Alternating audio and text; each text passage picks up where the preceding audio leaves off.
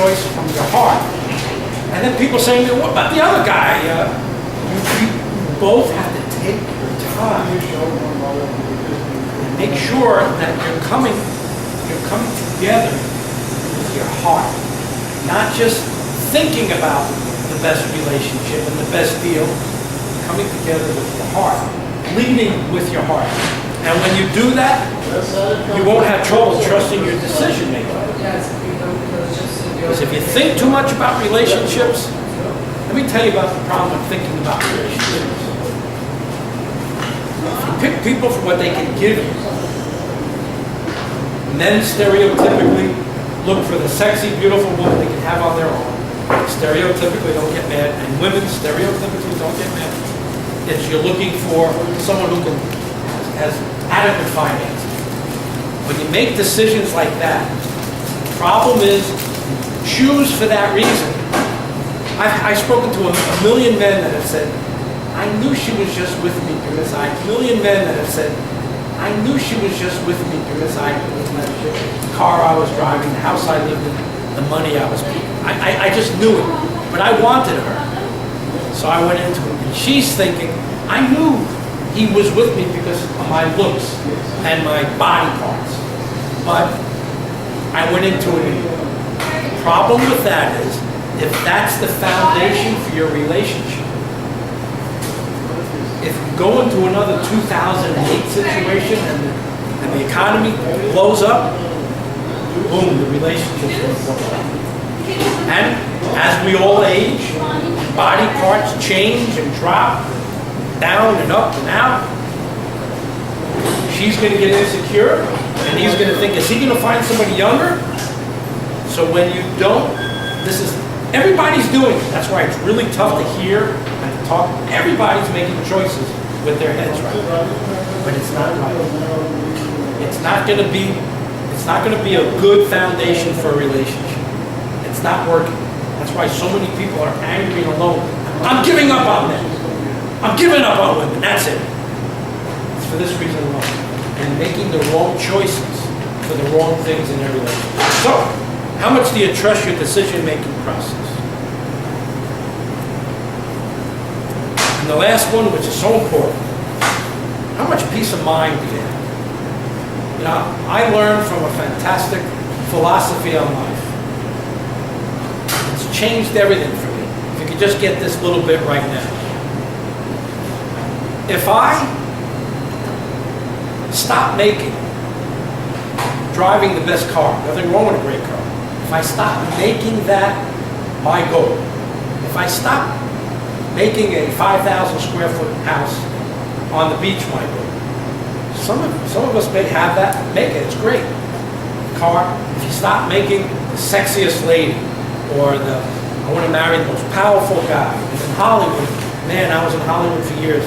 Not only do you have to be, pretty and sexy, but you got to be a producer, you got to be a star, you got to be a cocaine dealer. I mean, it's just crazy out there. If you're not those things, it's really tough out there. Instead of making things your goal, if you make peace of mind your goal, you know what? I'm just going to make peace my goal. If you make peace your goal, you're going to find that your life is going to take on another direction that's going to be much more settling. It's going to make you much more attractive. When you're more peaceful, you're more attractive. Someone's going to look at you and say, wow, look at that smile on her face and his face. What are they smiling about? What's the deal? Why are they smiling? So few people are smiling. They want to know why you're smiling. What are they so happy about? I want to check that person out. Rather than walking into a room and kind of, looking around and judging and stuff. Make peace your goal wherever you are, whatever you do. Mark that in there, okay? Total up that number. You don't have to be an accountant. I'll give you a second. Total up those 10 numbers. And if there are one or two people that would like to share their number, that's fine. If you don't want to share your number, That's okay too. 75. 75, okay. That's really nice. That means that you felt like 3/4. Well, good. Okay. Now, that's where somebody like me or another relationship coach can come to help. Because you'll find that wherever you're looking at 2s and 3s, you need to work on it for you to be able to enter into a relationship that will be meaningful and warm, supportive, and loving. Do you have any questions that you'd like to ask? It could be questions about what we talked about, or it could be questions that, just things that have been really bothering you about dating and you just can't get the right answers to. I'm glad to answer any questions that you may have. Yes, sir. This isn't an answer to that, but you said to remind you about something. Yes, the pie theory. Thank you very much. I have a bunch of theories that, you know, it's like sometimes you wake up at like 4 in the morning and it just hits you. It's like, oh, wow, that's what's happening. That's what's going on. So my pie theory. I really love all of the shows that are on TV, all the relationship shows that are on TV now. We TV just came up with something I saw called Made in Heaven, or Relationship Made in Heaven.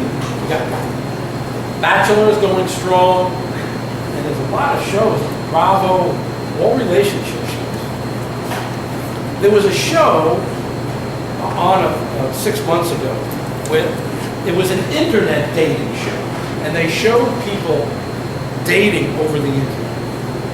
And it was kind of sad, because what they were doing is, they were on their phones, and they were just,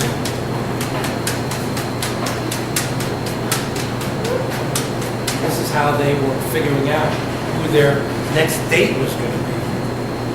Tonight's date, tomorrow night's date.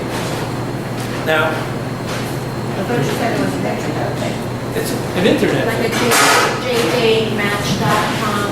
Yeah, but how can you be on your phone? There are Smartphone. dating services where you can see people's pictures. Oh, you see that, I didn't understand. I thought Okay, you I'm meant sorry. like you went into your contacts and you're looking through your Yeah. contacts. I couldn't understand, I didn't understand. So, and there's people that are on 3, 4, 5 services.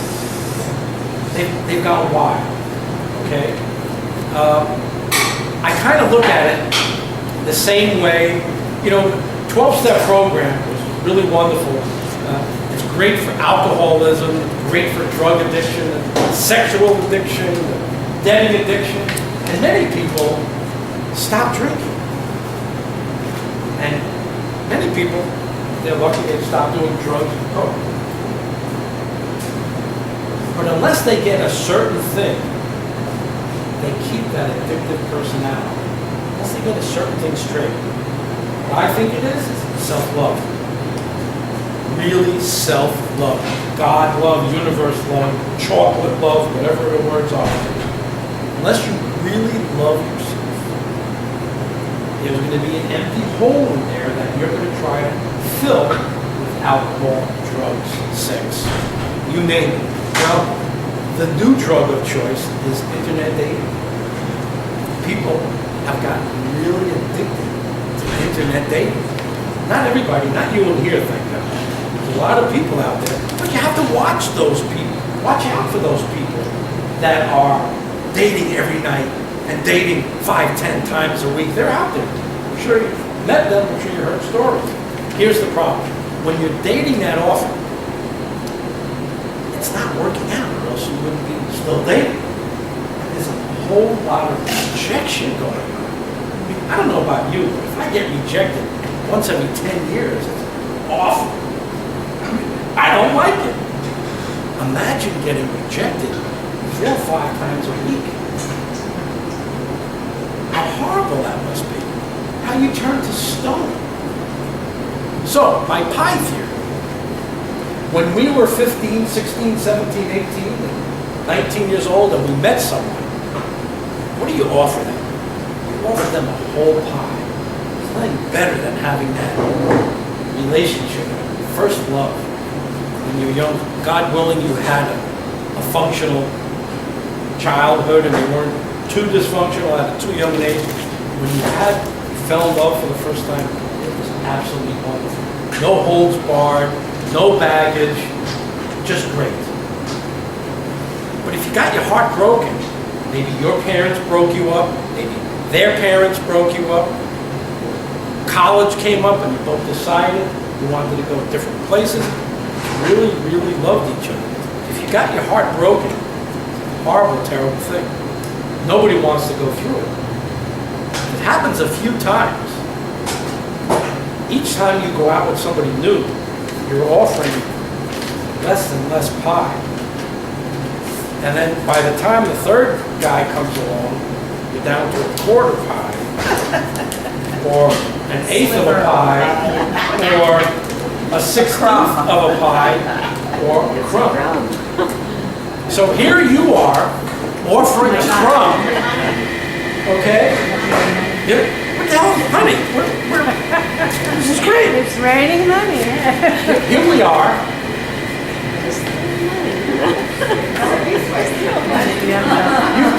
Here you are offering, from that moment on, an empty pie tin. It just doesn't grow automatically because you meet someone cool and neat and sexy. You're still coming with an empty pie tin, or with a little sliver. What about them? They're dating, getting rejected, dating, getting rejected. How much of a pie tin do they have? Empty. So you have two pie tins trying to meet, thinking, if we could just get some crumbs going, we'll grow some pie. Only on TV and movies does that work. Only answer provided is growing yourself, self-love. Doing things not necessarily to date, going to your churches, temples, going to Unity Church, hugging trees, going to yoga classes. Yoga is incredible. Great way to get in touch with yourself, with your body. Meditation. I can't ask you more how important meditation. Oprah says it's the most important thing, and it is. Take meditation classes. You fall asleep. When you go to the right meditation class, believe me, you won't fall asleep. I promise you.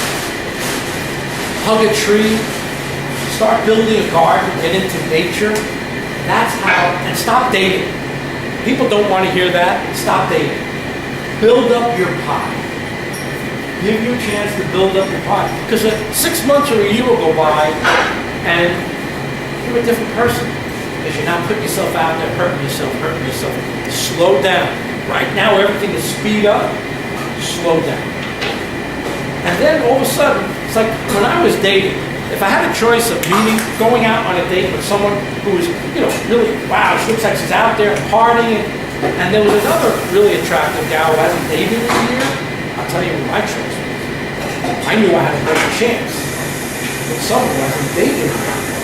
Because she's going to look at me, for me, I'm not just one of 20 guys that are trying to get past her, okay?